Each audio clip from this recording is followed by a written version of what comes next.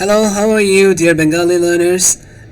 In the last class, we read a sound. It is E. E, long sound. We can call it Dirghoi.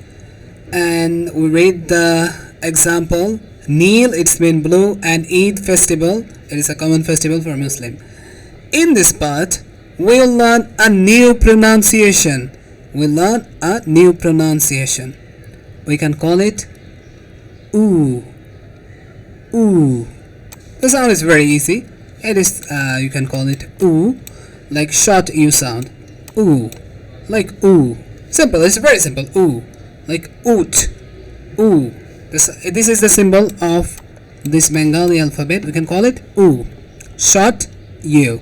So here has given two example. Number one, oot.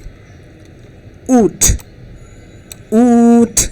The sound is like if I pronounce oot, oo, oot, oot, oot. It's very easy. Oot, oot.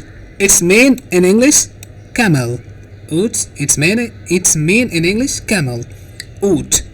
And the second one is fool, fool, fool, fool, fool. This is the short version of this one.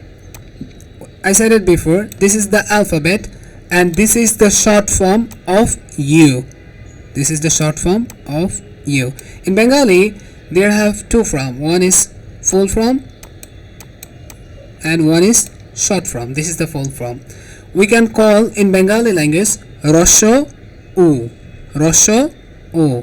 Rosho U. Rosho mean Rosho U, it's mean short U, and Dirgho U mean long U. We read it before, like you see Dirgho E mean long E, and Rosho E mean short E, like this.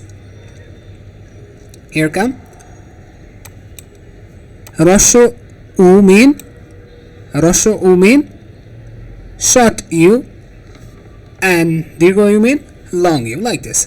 So we will finish it today and see you the next lesson. And don't forget to subscribe if you don't subscribe, and if you don't watch the previous lesson and would like to learn Bengali from the beginning, so you can watch all of the lesson from this playlist. And see you. Thank you.